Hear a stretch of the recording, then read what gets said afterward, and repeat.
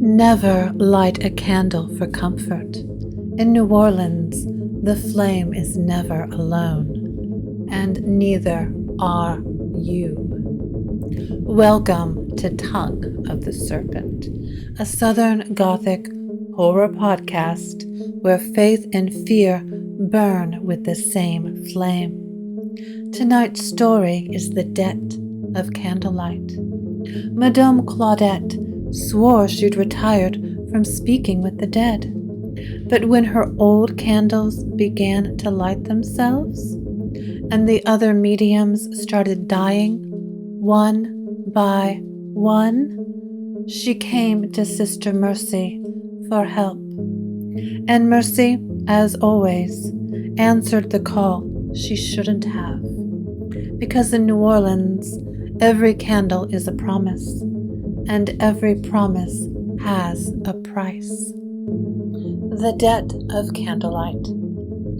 Candlelight and omen. Madame Claudette had never liked the sound of silence.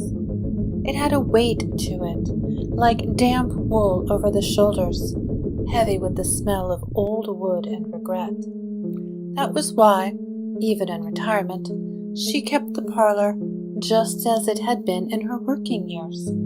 Velvet curtains, lace-covered tables, walls lined with sepia portraits of people who had not smiled in over a century. The portraits leaned closer after sunset. She swore they did. Tonight she sat in the center of the room, a single match trembling in her fingers, surrounded by a constellation of unlit ritual candles. They had collected dust since she retired.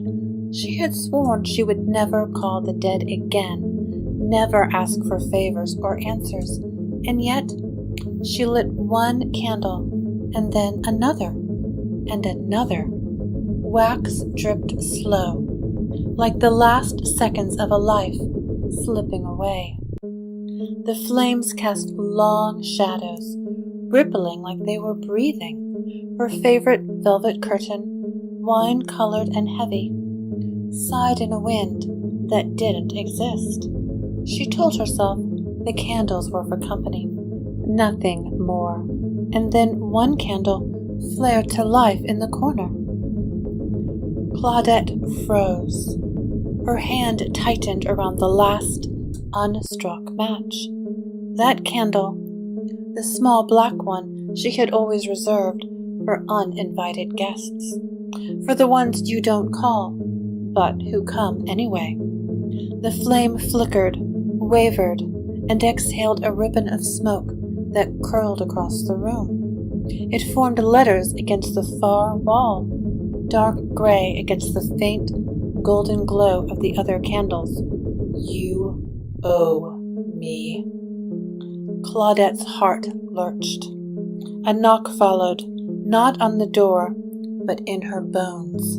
A reverberation in her chest, like someone had tapped on her ribcage from the inside. Her mouth went dry. Not tonight, she whispered to no one. A second knock. She grabbed her shawl and fled into the night, the perfume of candle smoke clinging to her like a guilty secret. The crew of the Morning Star always smelled faintly of damp wood, old paper, and bad decisions. Tonight it also smelled like boiled coffee that had been left on the burner far too long. Sister Mercy sat at the work table in the back, squinting at a shattered rosary she was trying to repair with tweezers and glue, muttering to herself about people who leave holy objects on hot radiators. 3 small cursed thimbles sat in a row beside her, each engraved with a name that liked to rearrange itself when no one was looking. The bell above the shop door jangled violently, and Madame Claudette burst in, flustered and wide-eyed. Her shawl hung half off her shoulder, and she smelled of smoke and old perfume, like a memory that refused to leave the room. Mercy. She hissed. It's here. Whatever I let in that night, it's here. Mercy didn't look up from her rosary. You retired. Congratulations. Ignore it. You don't understand. They're killing the others. That got Mercy's attention. Slowly, she lifted her gaze. They? Claudette nodded, eyes darting toward the dark corners of the shop, as though something might drip from the ceiling. One by one. Every parlor cold. Every candle dead.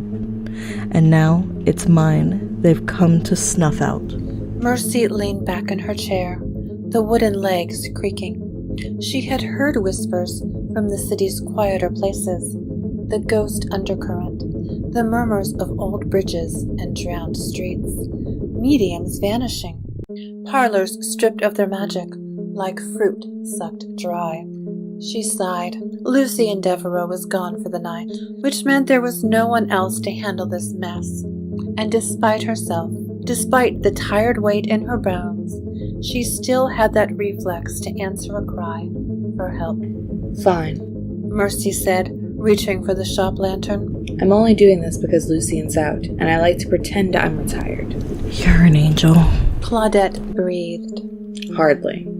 Mercy muttered, snapping the latch on the lantern. The two women stepped out into the New Orleans night, their lanterns bobbing like tiny, trapped suns. The streets were quiet in a way they shouldn't have been, even for this hour. No footsteps, no music bleeding from distant bars, not even the familiar hiss of the river wind.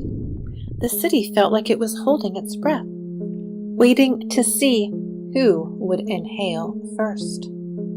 And as they turned the corner, the first candle in Claudette's parlor, now burning alone in the dark, snuffed itself out with a sigh. The extinguished parlors. New Orleans after midnight is a strange city. It is not asleep, not truly.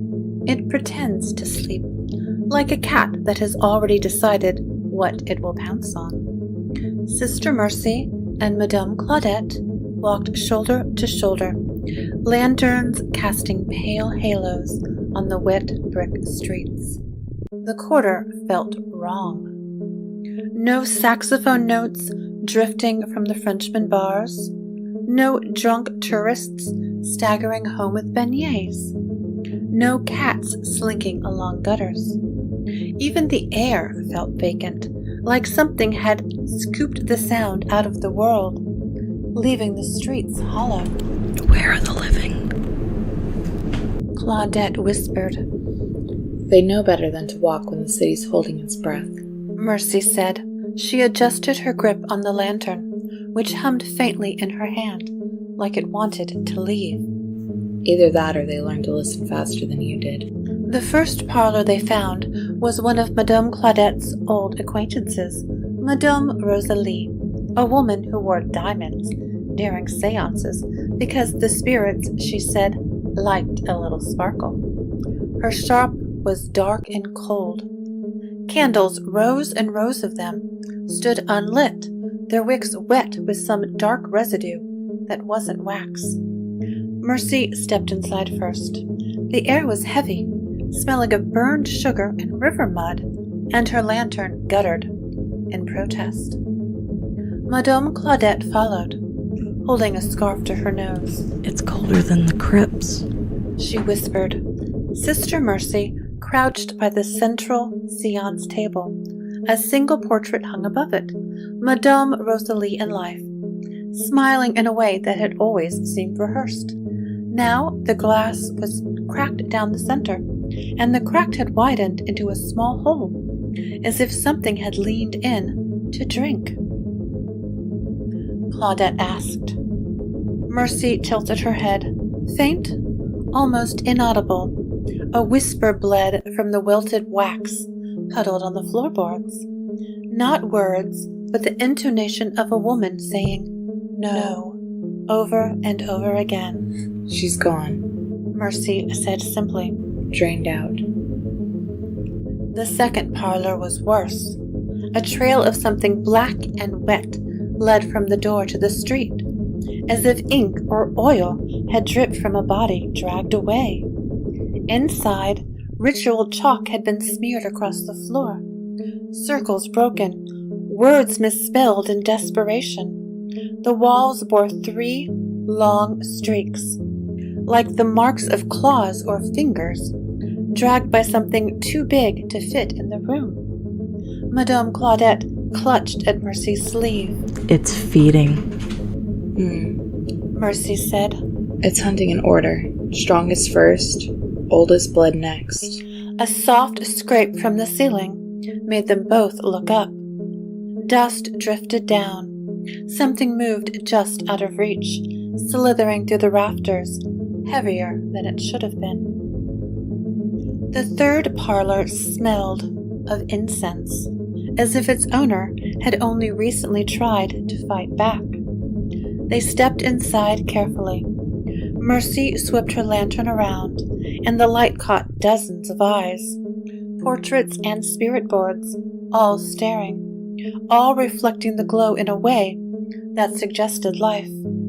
Madame Claudette reached for one of the tables to steady herself. The candles all ignited at once. A wind howled through the room without opening a door. Shadows gathered in the corners, thick and wet-looking, like smoke dropped into water. They coiled around the ceiling, and the air smelled syrup, thick, humming with a whispering chorus. Light, give me the light, what is owed? Mercy's jaw tightened. I hate this part. The lantern flame flickered violently, and Madame Claudette whimpered. She thought she saw antler shapes in the smoke, and a face like a hole burned through paper peering down at her. The whispering grew teeth. What is owed? Give light. Mercy stepped forward, planting the lantern on the séance table with a hard clunk. Her voice carried the calm of someone who had done this before and regretted it every time. You can't have her tonight, she said. She hasn't finished her apology tour. The smoke shivered, and for a moment, the shape of something enormous pressed against the walls, stretching them like wet paper. Then one by one, the candles snuffed themselves out, leaving the room drenched in darkness. Only Mercy's lantern remained, its glow thin and trembling. They stood in silence for a long moment. Madame Claudette's hands shook. You didn't. You invited it to linger, Mercy said. Tears welled in Madame Claudette's eyes.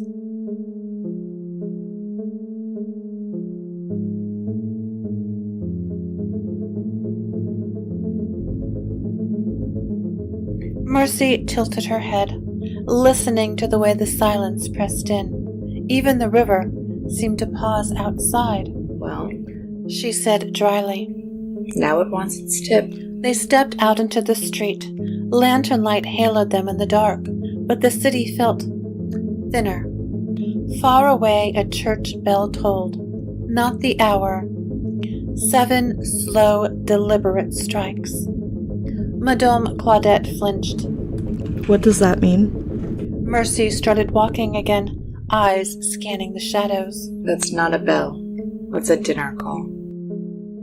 The candle and the gate.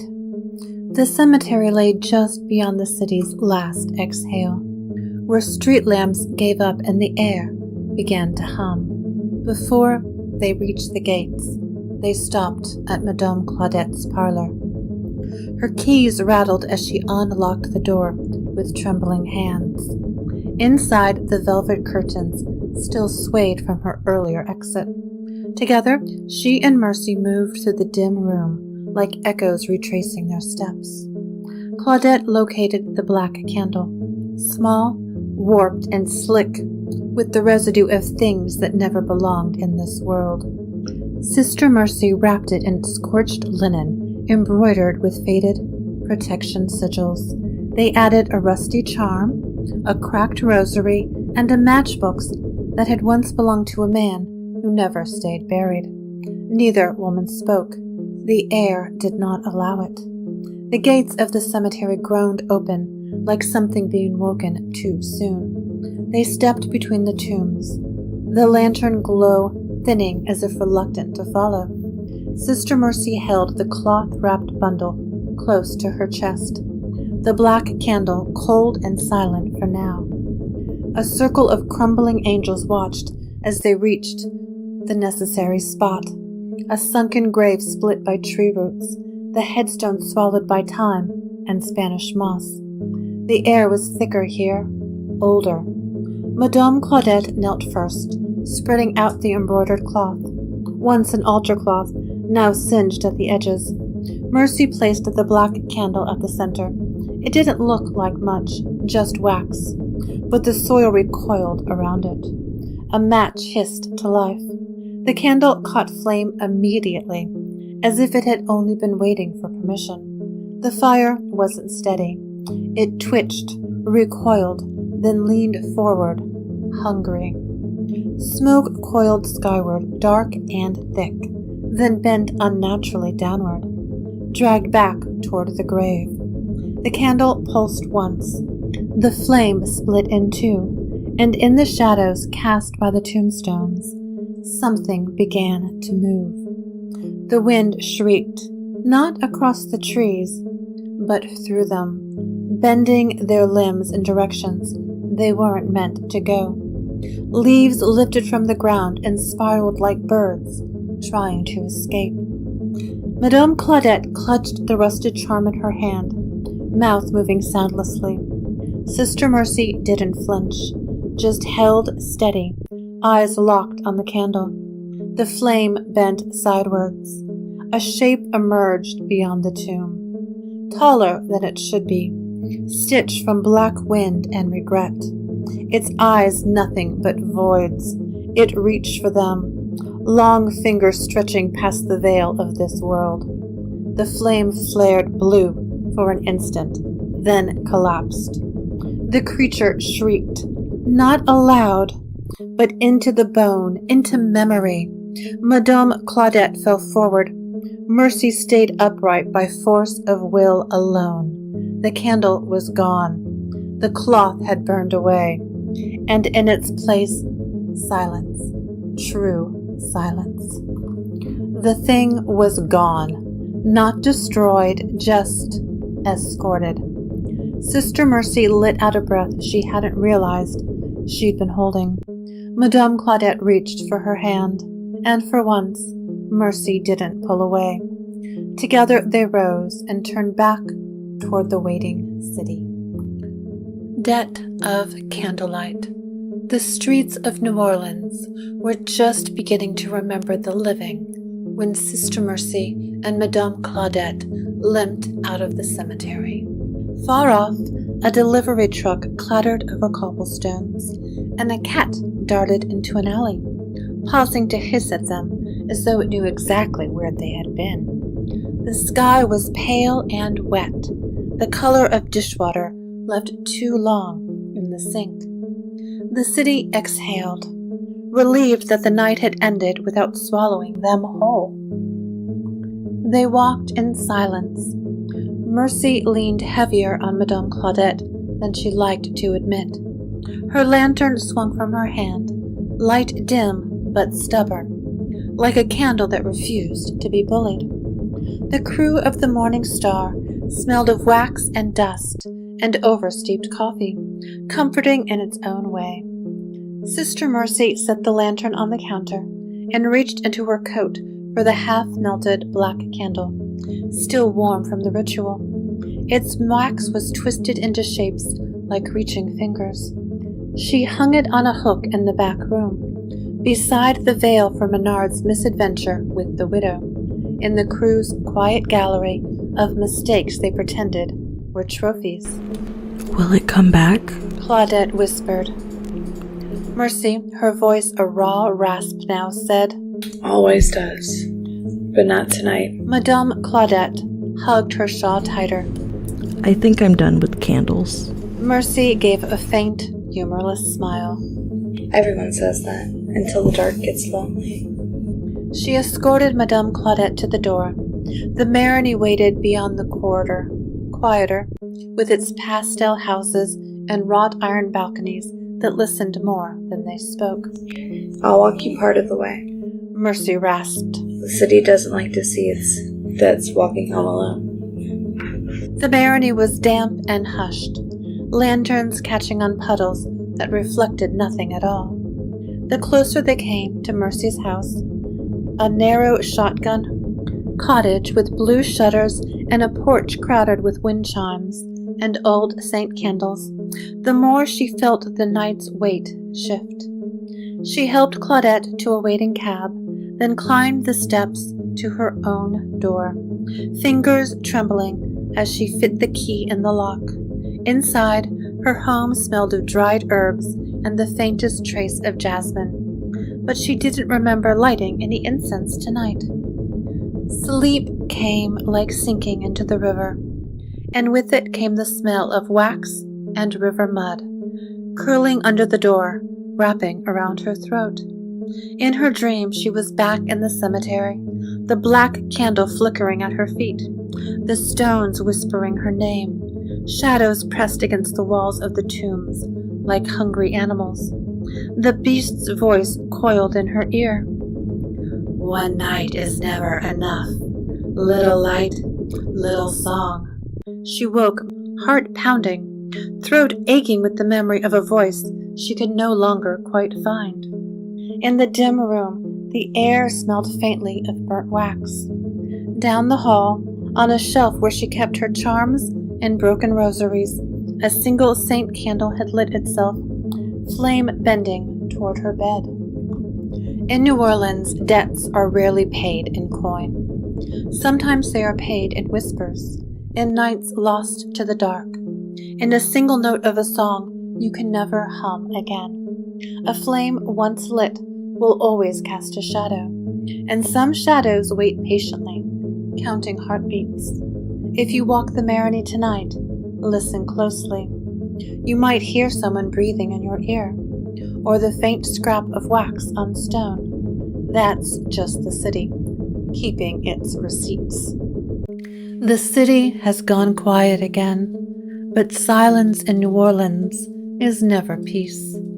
It's just the space where the next story takes its first breath.